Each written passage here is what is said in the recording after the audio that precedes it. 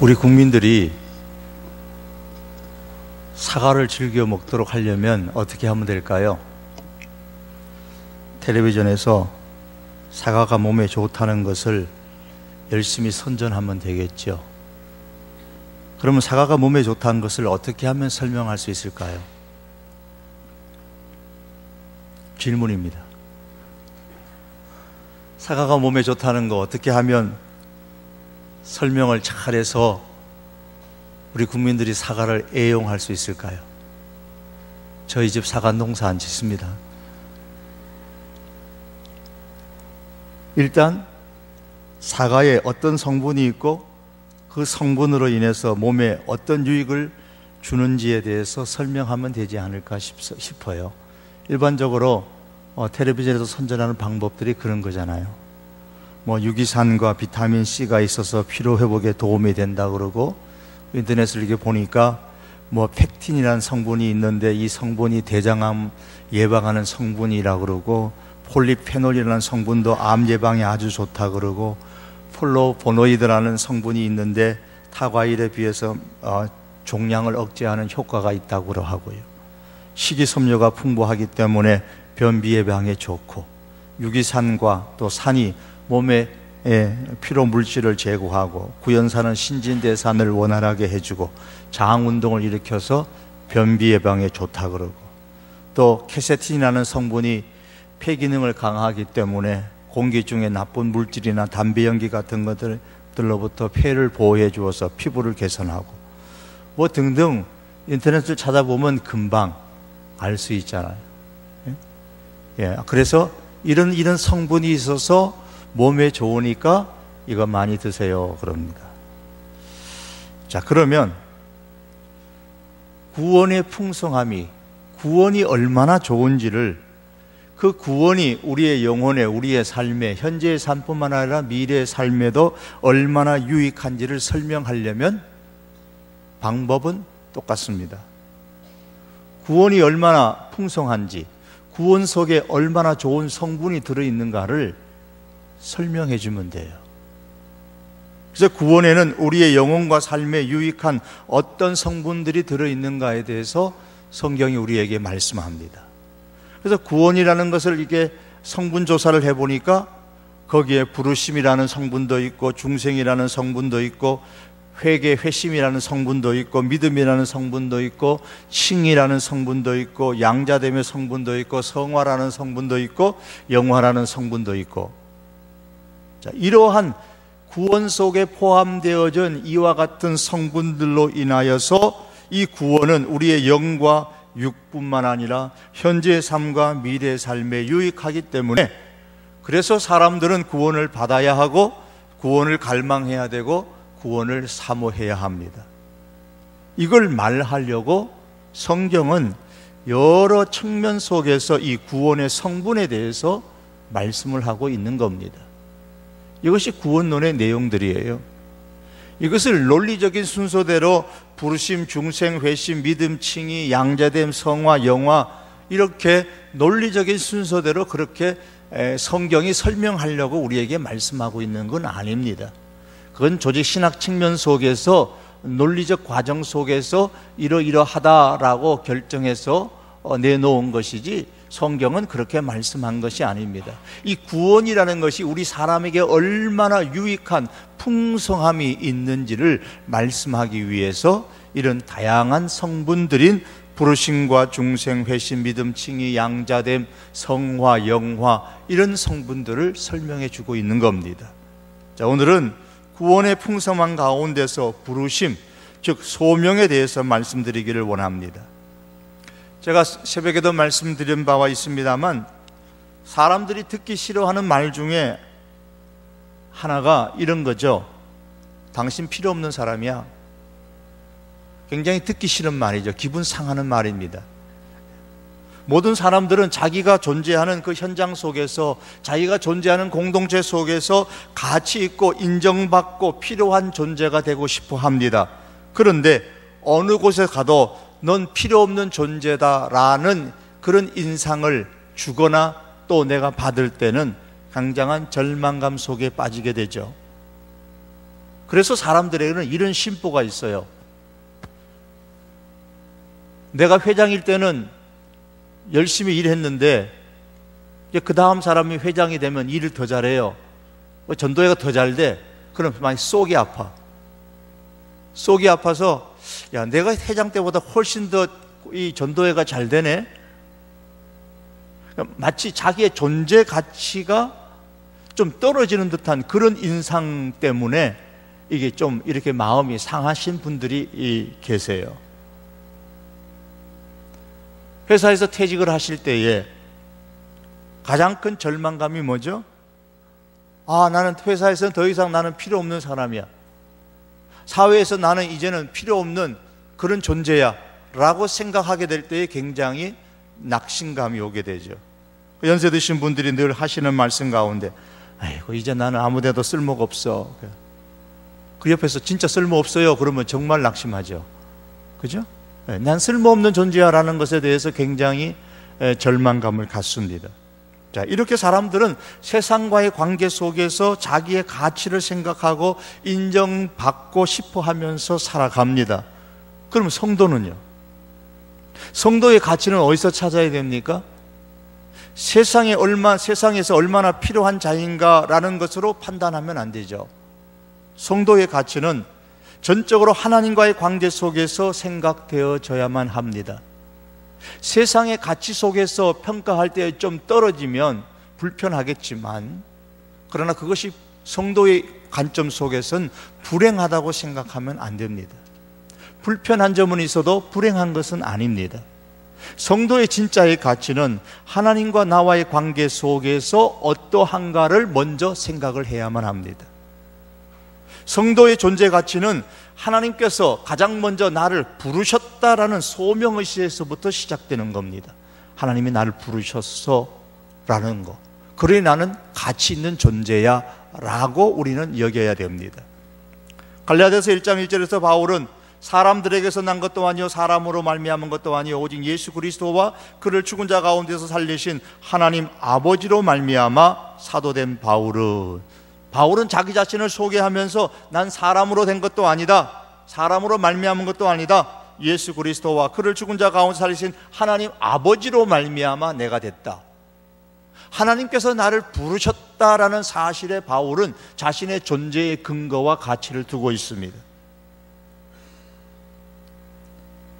고린도전서 1장 1절에 보면 자신을 일컬어서 하나님의 뜻을 따라 사도로 부르심을 받은 바울이라, 바울은 자신을 그렇게 정의했습니다. 하나님의 뜻에 의해서 자기가 사도로 부름을 받았다는 거예요.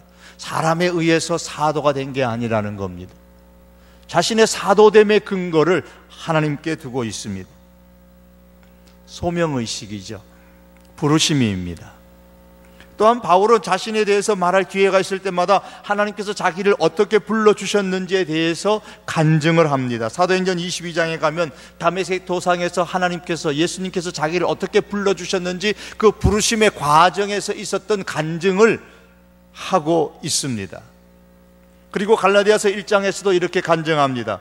그러나 내 어머니의 태로부터 나를 택정하시고 그의 은혜로 나를 부르시니가, 하나님께서 나를 부르셨다라고 그렇게 갈라디아 교인들을 향하여서 자신을 간증하고 있습니다. 사랑하는 성도 여러분, 여러분의 마음에는 하나님께서 나를 부르셨다, 하나님께서 나를 부르셨다라는 그런 소명의식이 있으십니까? 여기서부터 성도의 존재 가치가 출발해야만 합니다. 성도인 우리는 우리 자신이 존재 가치를 늘 하나님과의 관계에서 찾되 하나님께서 나를 부르셨다는 그 소명의식에서부터 찾을 수 있기를 바랍니다. 하나님의 부르심에는 구원으로의 부르심도 있고 소명으로의 부르심 이렇게 몇 가지를 나눕니다만은, 그러나 제가 볼 때는 여기 하나에서부터 출발합니다. 하나님께서 나를 구원하시기 위하여 부르셨다. 구원으로의 부르심, 구원으로에 대한 소명.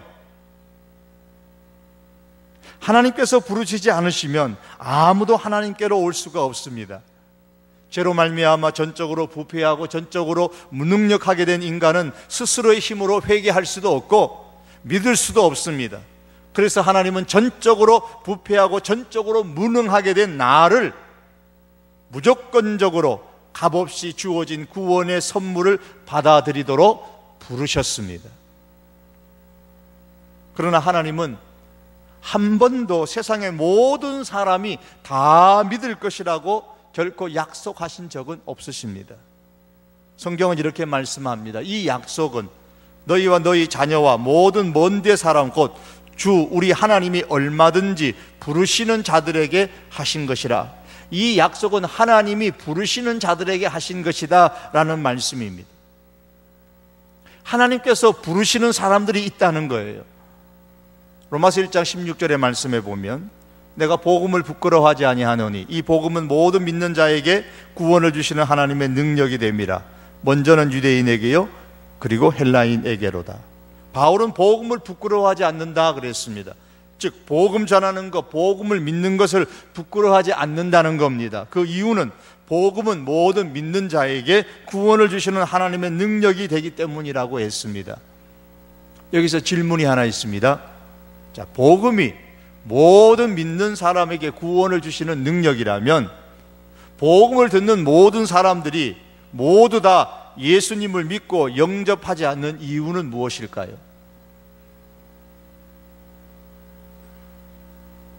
복음은 구원을 주시는 능력인데 복음을 들었음에도 불구하고 예수님을 믿지 아니하고 예수님을 영접하지 않는 이유가 뭐냐는 겁니다. 실제로 우리는 복음을 전하고 또 복음을 들은 사람들이 있는데 왜 그들이 예수님을 안 믿냐라는 겁니다. 어떤 사람은 믿지만 어떤 사람은 믿지 않잖아요. 베드로가 성령이 충만하여서 복음을 전했을 때에 어떤 사람은 듣고 마음에 찔려 우리가 어찌할꼬 라는 반응을 보인 반면에 똑같은 복음을 들었는데도 불구하고 다른 사람들은 듣고 마음에 찔려 이를 갈았다 그랬습니다. 그리고 큰 소리를 지르며 자기 귀를 막고 복음 전한 자에게 달려들어서 그를 성 밖으로 내치고 돌로 쳤습니다. 어떻게 같은 복음을 들었는데 듣고 믿는 사람이 있는 반면에 듣고 핍박하는 사람이 생기는 겁니까? 더군다나 복음은 구원을 주는 하나님의 능력인데 말입니다. 그 대답은 이겁니다. 하나님은 어떤 사람이 복음을 들을 때에 그 마음을 완강하게 하면 완강하게 가지도록 허락하는 경우가 있기 때문입니다. 예컨대 애굽에 재앙이 임했을 때에 여러 번에 걸쳐서 바로는 그의 마음을 완강하게 하여 그들의 말을 듣지 아니하였으니 여호와께서 말씀하신 것과 같았다 그랬습니다. 이를 보면 하나님께서는 사람이 자신의 마음을 완강하게 완악하게 먹으면 그 완악하게 먹은 그 상태에 있도록 그냥 허용하시는 그런 사람들이 있다는 겁니다. 반면에 하나님께서 모세를 불러 애굽에 돌아가서 이스라엘 백성을 구원하라는 소명을 주셨을 때에 모세가 그 소명을 계속 피했습니다. 하지만 하나님은 모세가 하나님이 주신 그 소명을 피하는 것을 허용하지를 않으셨습니다. 심지어 예수님께서 공개적으로 수없이 많은 이적들을 행하셨음에도 불구하고 많은 사람들이 예수님을 믿지 않았습니다. 요한복음 12장에 보면 이렇게 많은 표적을 그들 앞에서 행하였으나 그를 믿지 아니하니 라고 요한복음 12장 37절을 말씀합니다. 왜 예수님 같은 분이 말씀을 하시고 그것도 표적을 많이 행하고 그 표적을 봤음에도 불구하고 믿지 않았을까요?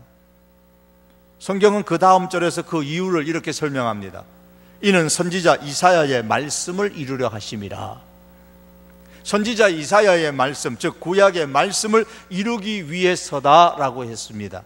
이와 관련하여 이사야 선지자가 구약에서 이렇게 말했습니다. 그들이 능히 믿지 못한 것은 이 때문이니 곧 이사야가 다시 일렀으되 그들의 눈을 멀게 하시고 그들의 마음을 완고하게 하셨으니 이는 그들로 하여금 눈으로 보고 마음으로 깨닫고 돌이켜 내게 고침을 받지 못하게 하려 함이라 하였음이더라 그랬습니다. 깨닫고 돌이켜 내게 고침을 받지 못하게 하려 함이라 라는 이 말씀을 우리가 오해하지 말아야 됩니다. 하나님께서 사람들의 눈을 멀게 하시고 마음을 완고하게 하셨기 때문에 믿지 못했다라고 말씀하는데, 이 말씀의 의미는 하나님의 말씀을 전하였음에도 불구하고 사람들이 마음을 완강하게 하면 완고하게 가지니까 그 완고한 대로 하나님께서 그대로 허락해 주었다는 겁니다. 그러나 반대로 예수님의 많은 표적을 보고 믿는 사람들이 있었습니다. 아직 믿음이 부족하기는 했지만 42절에 더 내려가면은 그러나 믿지 않는, 표적을 보고도 믿지 않는 사람들이 많았지만 그러나 관리 중에도 그를 믿는 자가 많았다 그랬습니다. 이를 볼 때에 어떤 사람은 믿고 어떤 사람은 믿지 않았는지 그 이유를 우리가 말한다면, 성령님께서 어떤 사람에게는 불신앙을 계속 고집하도록 허용하시는 반면에 또 다른 어떤 사람에게는 허용하지 않음으로 인해서 거부할 수 없이 받아들이도록 하십니다. 거부할 수 없이 받아들이도록 부르시는 이 하나님의 부르심, 성령의 부르심 역사를 우리는 유효적 부르심이라 혹은 내적 부르심이라 그렇게 말합니다. 데살로니가전서 1장 5절과 6절에 보면 이는 우리 복음이 말로만 너희에게 이른 것이 아니라 오직 능력과 성령과 큰 확신으로 된 것이니 또 너희는 많은 환난 가운데서 성령의 기쁨으로 도를 받아 우리의 주를 본받는 자가 되었으니 라는 말씀이 있습니다. 자, 이 말씀처럼 복음이 말로만 이르면 그것은 외적 부르심에 그치고 맙니다. 그냥 내 귀에 들리는 말로만 들리고 스쳐가 버리고 맙니다. 그런데 복음이 내 귀에 들릴 때에 거기에 성령의 역사가 함께하면 효과적인 내적 부르심이 되어서 기쁨으로 복음을 받아들이게 됩니다. 그러므로 이 내적 부르심, 유효적 부르심은 구원에 이르게 하는 효과적인 부르심입니다.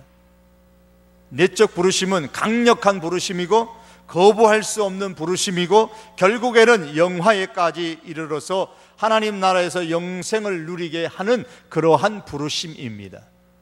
여러분에게 이와 같은 부르심이 있으셨습니까? 내가 거부할래야 거부할 수 없는 예수 그리스도를 나의 구주로 고백하고 복음을 믿는 이 하나님의 내적 부르심, 성령의 역사가 있는 이 내적 부르심이 우리에게 있느냐라는 겁니다. 사도행전 17장 32절에 보면 바울이 아덴에서 복음을 전했을 때에 이런 반응이 나타났습니다. 그들이 죽은 자의 부활을 듣고, 자, 그들이 다 이제 죽은 자의 부활을 바울로 통해서 들었습니다. 그런데 어떤 사람은 조롱도 하고 어떤 사람은 이 일에 대하여 내 말을 다시 듣겠다 하니, 그리고 좀 더 내려가서 34절에 보면 몇 사람이 그를 가까이 하여 믿으니 그 중에는 아레오바고 관리 디오누시오와 다말이라 하는 여자와 또 다른 사람들도 있었더라 그랬습니다. 바울이 증거했던 부활에 관한 복음을 듣고서 어떤 사람은 조롱하고 어떤 사람은 믿는 것을 결정을 유보하고 다음에 또 들어보고 한 번 더 들어보고 믿는 것을 유보하고 또 어떤 사람은 믿었다 그랬습니다. 따라서 같은 성령의 진리의 말씀이라도, 같은 진리의 말씀을 듣는다고 할지라도 성령의 역사하심과 성령의 역사하지 않음에 따라서 어떤 사람에게는 복음으로 들리고 생명의 말씀으로 들리고 또 다른 사람에게는 허탄한 소리로, 쓸데없는 소리로 들리고 괜히 참석했다 그런 소리로 들리게 되는 겁니다. 그러므로 성령과 이 성경의 관계는 불가분의 관계입니다. 그런 의미에서 우리가 전하는 전도는 외적인 부르심의 최고의 수단이 되는 겁니다. 또한 우리가 전도할 때에, 복음을 전할 때에 하나님께서 택한 사람들을 향한 내적 부르심의 철호의 기회가 됩니다. 우리가 전도하는 이 복음을 통하여, 우리가 전도하는 이 말을 통하 말 가운데 성령이 역사하셔서 때가 되매 하나님께서 택한 사람들을 불러 구원에 이르게 하는 것입니다. 전도는 그래서 내적 부르심의 서로의 기회인 것입니다. 결국 오늘 우리가 구원을 받는 것은 성령의 내적인 역사에 의한 것이고, 그 방편으로 진리의 성경 말씀이 함께 수반되는 것입니다.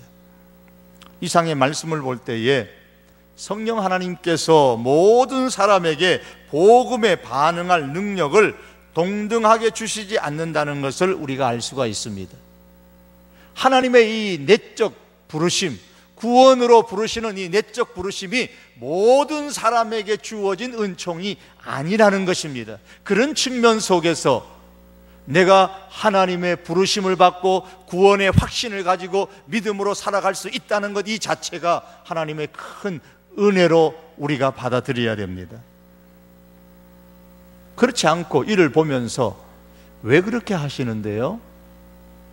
왜 사랑의 하나님께서 모든 사람을 똑같이 대우하지 않으시고 불평등하게 대우하십니까? 라고 묻고 싶어 하세요. 여러분 어떠세요? 그렇게 물으면 마치 내 자신이 대단히 공정하고 공평하고 평등한 사람처럼 그렇게 느껴지십니까? 모든 사람에게 다 평등하게 유효적인 소명을, 내적인 부르심을 주지 않으신 데에 대한 불만은 성경 말씀에 근거한 것이 아니고 어딘가 모르게 세상 가운데서 흘러드는 얘기에서 기준한 겁니다. 그 흘러드는 얘기의 그 원인을 내려가서 조사해 보면 이겁니다. 고대 플라톤의 사상이에요. 플라톤 철학은 아무 조건 없는 은혜와 사랑이 모든 사람에게 동등하게 주어져야 한다고 말합니다. 이데아의 세상이라는 것은 아무 조건 없는 은혜가 있고 아무 조건 없는 사랑이 모든 사람에게 동일하게 주어져야 한다라고 그렇게 말합니다. 그러나 이러한 플라톤 철학이 사랑의 속성과 공의의 속성을 지금 혼동하고 있습니다. 공의에 따라 행하시는 하나님은 모든 사람을 동일한 기준에 따라서 판단할 의무가 있으십니다. 그러나 사랑의 문제는 의무의 문제가 아닙니다. 우리는 모든 사람을 정당하게 대해야 하지만 모든 사람을 똑같이 사랑해야 할 의무는 없습니다. 여러분, 내 자식하고 남의 자식하고 똑같이 평등하게 사랑해야 할 의무가 우리에게 있으십니까? 없습니다. 그러면 내 자식 유학 보내면 남의 자식도 유학 보내줘야죠. 그래야 평등한 거 아니에요? 내 자식에게 유산 물려주면 남의 자식한테도 유산 물려줘야 될 거 아니에요? 그래야 평등한 거 아니에요? 그러나 그런 사람은 한 사람도 없습니다. 예수님께서 이웃을 사랑하라고 하셨지만 그 이웃 사랑이 내 자식 사랑하는 것과 이웃 사랑하는 것을 똑같이 사랑하라는 말씀은 아닐 것입니다. 왜 그렇게 생각하느냐 하면 성경은 또 다른 곳에서는 누구든지 자기 친족, 특히 자기 가족을 돌보지 아니하면 믿음을 배반한 자요 불신자보다 더 악한 자니라고 했기 때문입니다. 이웃을 사랑하고 돌봐야 합니다. 그건 의무입니다. 그러나 그 중에서도 특히 자기 가족을 사랑하고 돌보아야 합니다. 이들을 다 똑같이 평등하게 사랑하고 평등하게 돌봐야 할 의무는 우리 누구에게도 없습니다. 심지어 하나님 사랑, 부모에 대한 사랑, 부부간의 사랑, 자녀에 대한 사랑, 이웃에 대한 사랑, 친구에 대한 사랑 등 이 모든 사랑이 모든 사람들에게 다 동등하게 평등하게 적용되어야 한다는 이 사상은 성경에서 나온 사상이 아니라는 겁니다. 사랑과 공의의 개념을 혼돈하고 있기 때문에 생겨난 것입니다. 하나님께서 바로를 구원으로 부르지 않았던 이유에 대해서 성경은 바로가 먼저 스스로 자신의 마음을 완강하게 했다고 말씀합니다.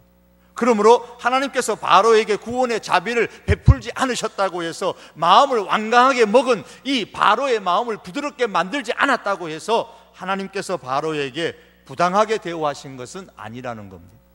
이것은 복음을 듣고도 거부한 모든 사람에게도 해당됩니다. 하나님은 모든 사람을 사랑하셔서 모든 사람에게 일반적 은총을 베풀어 주시지만 모든 사람을 다 구원으로 부르시지는 않으십니다. 예수님께서도 말씀하셨습니다. 내가 너희를 모두를 가리켜 말한 것이 아니니라. 나는 내가 택한 자들이 누구인지 알미라. 나는 내가 택한 자들이 누구인지 알미라.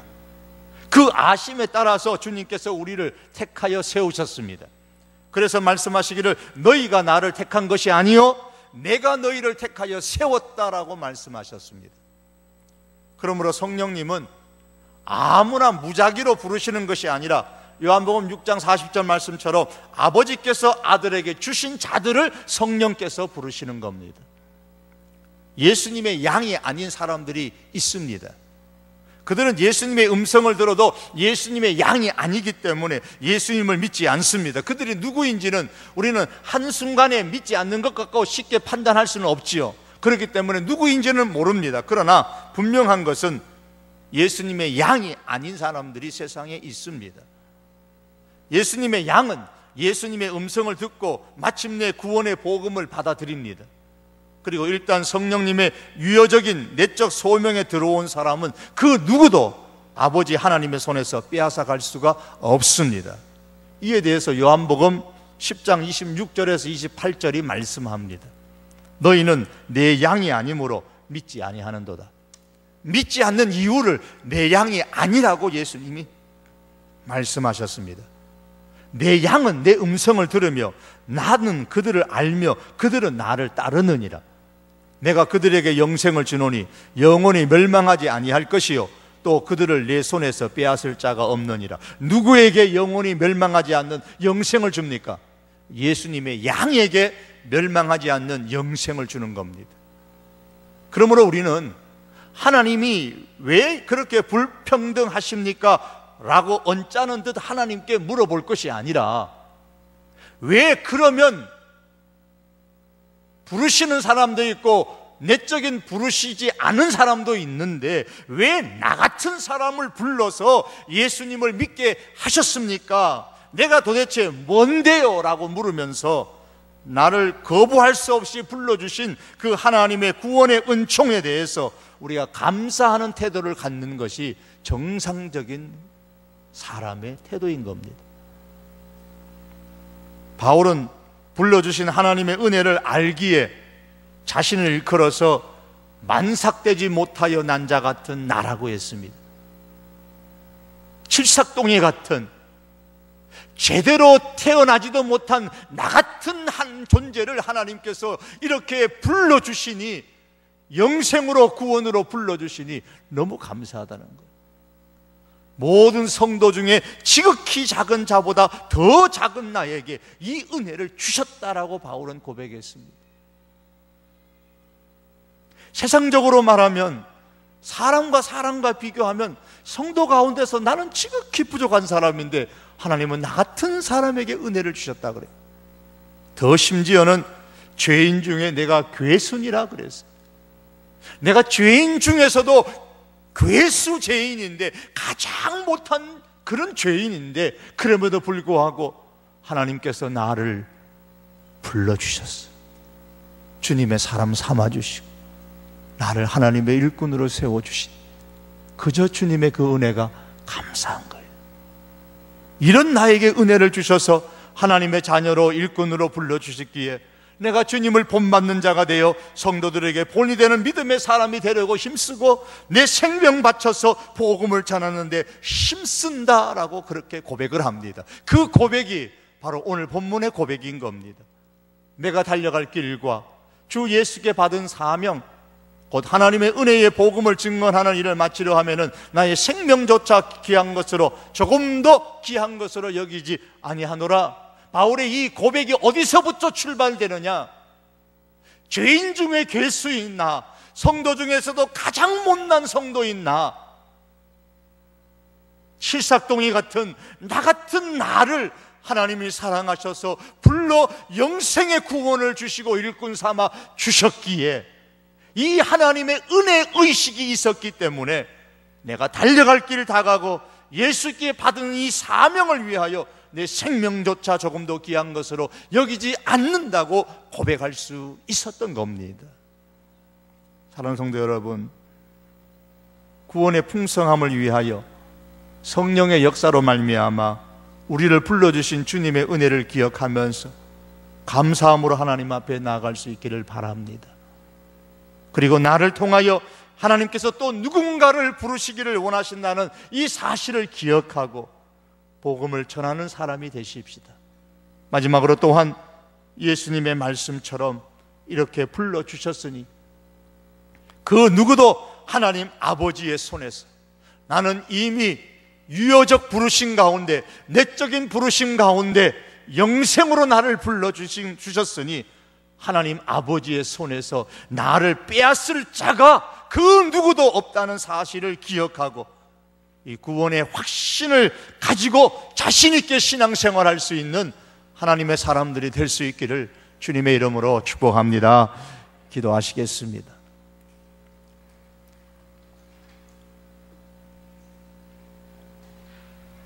세상의 모든 사람을 다 부르신 것이 아니요,